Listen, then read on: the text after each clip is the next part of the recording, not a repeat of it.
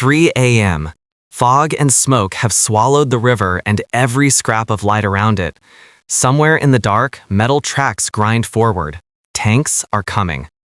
On this side of the bridge stand only a handful of exhausted soldiers, holding weapons that barely feel like weapons anymore. Then, the radio crackles alive. Listen, backup is canceled. You're on your own. You must hold the bridge, any way you can. 1 second of silence. Then, someone says, almost softly, "Then we stay right here." They know that if this bridge falls, thousands of men behind them will never go home. The bridge was called Ravenna Crossing, a skinny steel span over a cold, fast river in northern France. On the map, it looked like a thin black scratch. On the ground, it was the only clean road for armor and supply trucks for 30 miles. Whoever owned this crossing owned the campaign's heartbeat. The men watching it belonged to Charlie Company, 2nd Battalion. They'd marched through mud, traded fire in hedgerows, slept in ditches, and moved again, day after day. Their mission tonight had been routine: push forward ahead of the main force, check the road, delay any enemy probe, then fall back by dawn. Nothing heroic, nothing that makes history books. Until midnight. Around 12:10, headquarters radio traffic turned frantic. A German armored column had broken through the valley and was heading straight for the river. The Allied convoy behind Charlie Company, fuel, ammunition, medics, engineers, was still hours away. If the Germans seized Ravenna Crossing before sunrise, they'd slice the highway in two and trap 2 entire divisions east of the river. It wouldn't read like a dramatic defeat, it would be a massacre in open fields. So HQ sent the one order that changes ordinary missions into last stands: hold the bridge, no matter what. Captain Eli Mercer received it without argument. 31 years old, lean from weeks of hard marching, his eyes had that tired clarity you get when you've stopped expecting easy days. He asked his radio operator only one thing: how far out? 6 or 7 miles, sir, maybe less. They're moving quick. Mercer gathered his platoon leaders under the shadow of a broken stone wall. "We're not a wall," he said quietly. "We're a door. Tonight, we stay shut." Charlie Company had 34 riflemen, 2 light machine guns, 1 bazooka team with 3 rockets, and a 57mm anti-tank gun that had lost a wheel earlier in the day. Ammunition was so low, nobody counted bullets. They counted magazines. Their medical supplies could fit in 1 pack. Their food was whatever they'd shoved into pockets at breakfast. And the bridge itself was worse than it looked in daylight. 1 lane, no shoulder. A slight hump at the center that hid the far end once you stepped onto it. Steep riverbanks on both sides meant no safe retreat. If the Germans pressed through, the defenders would be forced into open ground, silhouettes against water and sky. Mercer walked the line in near darkness, crouching beside small clusters of men. "Listen up," he said. "They're coming here because they think this bridge is free. We're going to convince them it isn't." Lieutenant Tommy Rains, a farm boy from Iowa turned platoon leader, swallowed and stared across the river. "Sir, do you think we can actually hold?" Mercer didn't offer a pretty lie. "We don't have to beat them. We have to make them late." That was the math. If Charlie Company could delay the column a few hours, the main Allied force would reach the river with tanks and artillery. The bridge would still stand. The road would stay open. Thousands of men would keep moving instead of dying inside a pocket. Rains nodded, absorbing it like a command to his bones. "Late," he repeated under his breath. The setup. 3 company engineers, Sergeant Louis Ortega and 2 sappers, were the quiet center of Mercer's plan. They carried the explosives meant to destroy Ravenna Crossing if retreat became the only option. But Mercer's order was clear: don't blow the bridge unless there's absolutely no other choice. If they destroyed it too early, their own convoy would be stranded. Too late, and German armor would be across it. So, Ortega chose a third path. He built a fake demolition line, visible charges, wire runs, and timer boxes placed where enemy scouts could spot them with binoculars.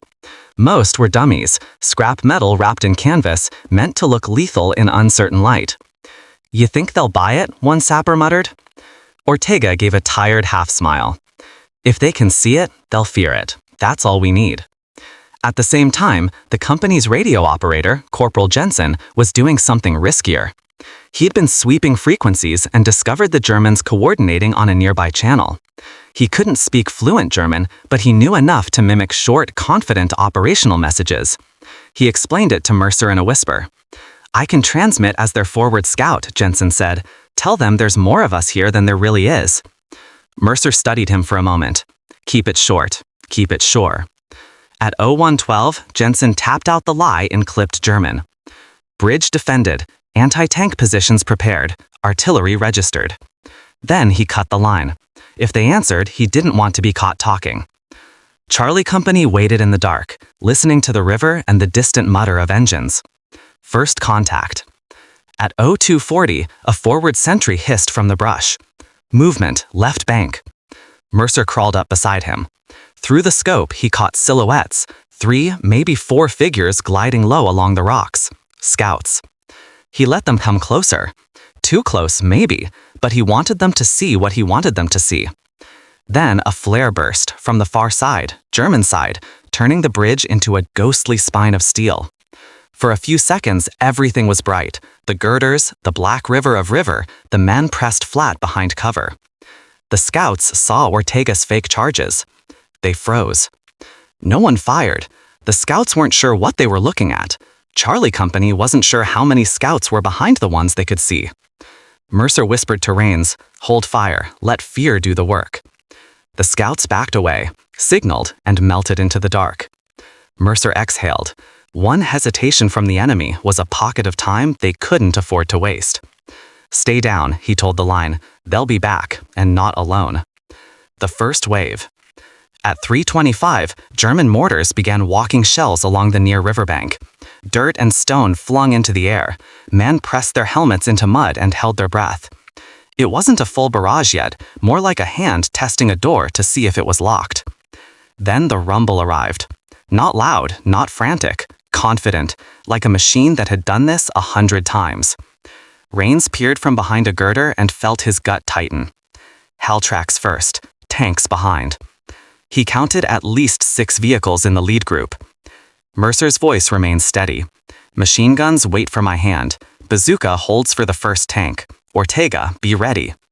Ortega crouched beside his detonator line, not to destroy the bridge, but to spark a small, loud charge on the bank if he needed to sell the illusion of a larger demolition setup. The first Haltrack eased onto the bridge, crawling. The flare earlier had made them careful. It stopped at mid-span, right on the bridge's rise. Mercer held his breath. Let them bunch up. A second Haltrack followed close, then a third.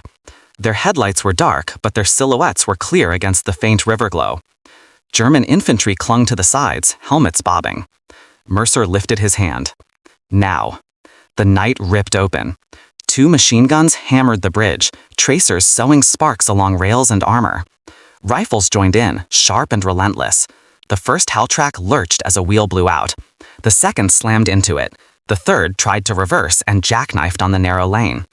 German soldiers tumbled out into a world with no cover, some spilling over the sides, some crawling along steel that offered nowhere to hide. Then the first tank rumbled forward to clear the jam. "Bazooka, take it," Mercer shouted. Private Calhoun stepped out from behind a beam. His hands didn't shake. People later said that was courage. Who would have called it exhaustion? He fired. The rocket streaked low and hit the tank's front plate, then ricocheted in a shower of sparks. No penetration. "It bounced," Hu's loader gasped. The tank's turret began to turn toward them, slow and merciless. Mercer grabbed Hu and yanked him down behind cover. "Reload. Aim for the treads." The tank fired. The blast shook the bridge, peeled chunks of steel, and sent shrapnel screaming into the night. One machine gun went silent. The man behind it didn't get up.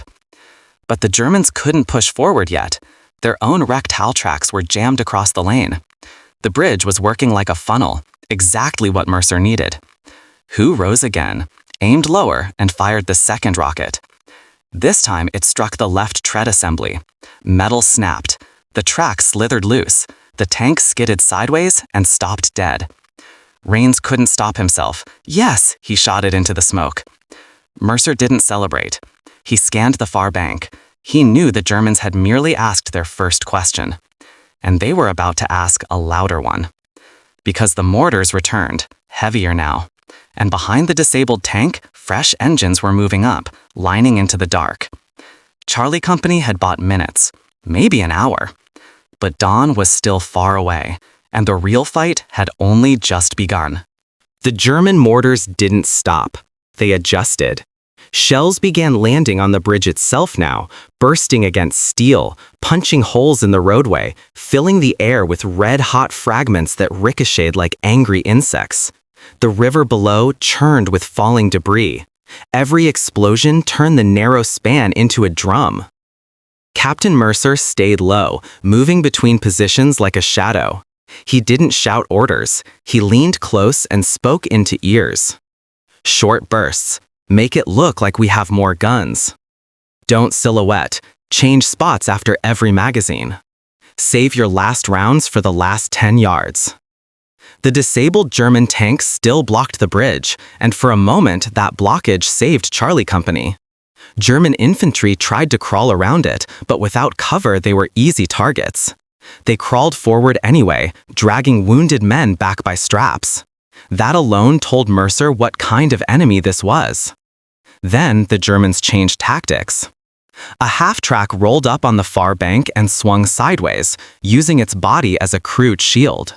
Behind it, engineers carried wooden planks and steel plates, trying to build a bypass path along the bridge rail to slip past the crippled tank. Smart, Mercer muttered. Too smart. He motioned to Ortega. Your loud charge. Now. Ortega sparked a small demolition packet on the near riverbank. It didn't hurt anyone, but it flashed bright, shook the air, and sent a boom echoing down the valley. From the German side, it looked like the bridge was seconds from blowing. The planking team froze. Men shouted. A tank commander on the far bank waved them down, barking orders to pull back. That fake explosion bought another slice of time. But not much. Because now the Germans had a clearer picture. The fire on the bridge wasn't coming from an entire battalion. It was coming from a handful of positions. The mortars were feeling them out, and the Germans began to answer the lie with reality. At 0410, a mortar round hit close to Raines's platoon. The blast threw him backward. When he sat up, his left ear rang like a bell, and blood ran in warm lines down his neck. His second-in-command, Sergeant Miles, grabbed his shoulder. "Lieutenant, you good?" Raines blinked, looking around at men half buried in dust. "I'm good," he said, though he wasn't sure. Then the radio crackled again. Jensen's voice was shaky. "Captain, HQ says the convoy is delayed. Mud on the southern road. They're not close yet." Mercer stared into the dark, as if he could see the future. "How long?" "Maybe 3 hours, sir." 3 hours. In this fight, that might as well be 3 years. Mercer keyed the mic. "Tell HQ we're still holding. Tell them we need artillery the second they're in range." He switched off and looked down the line. Men were reloading with black fingers. Some were out of grenades.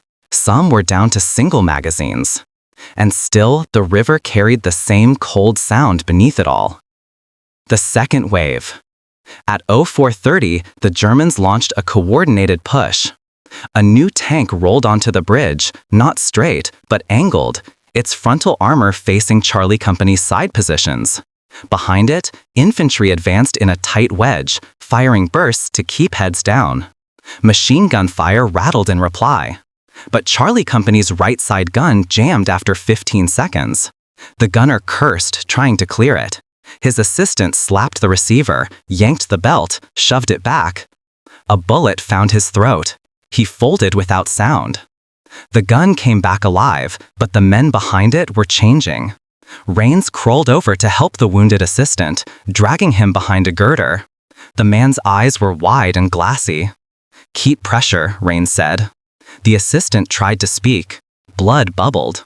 He grabbed Raines's sleeve, held tight for a second, then let go. Raines froze, and something inside him hardened into a quiet heat.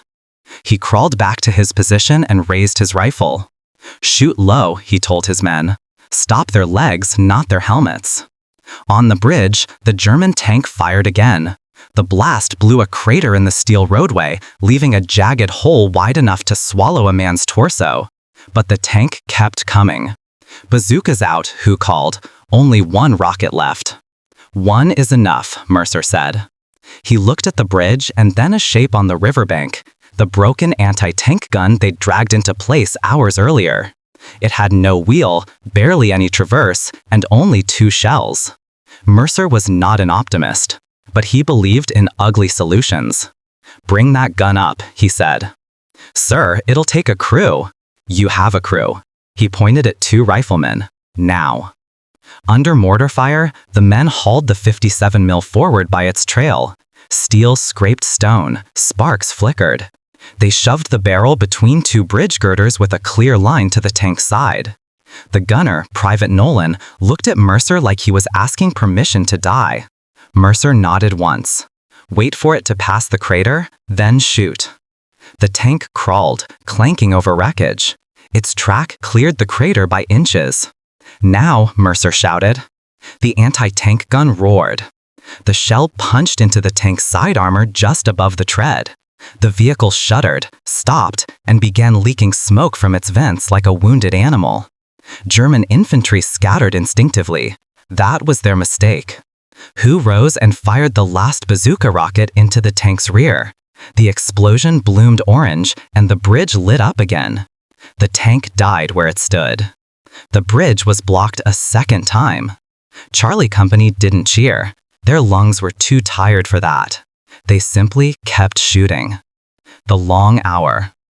After the second tank burned, the Germans paused. Mercer knew why. 2 bottlenecks on a 1-lane bridge. The valley road behind them was now clogged with armor and half-tracks and men waiting for orders that weren't easy to give. A pause meant they were planning something worse. At 05:20, it came. German artillery from farther back began firing airburst rounds over the near bank, showering shrapnel downward. It was designed to kill men hiding behind cover. Charlie Company hugged the earth. Some screamed, some didn't. Corporal Jensen crawled to Mercer, his face gray. "Sir, they're walking it closer. We're losing the left trench." "How many able to fight there?" "Maybe 9.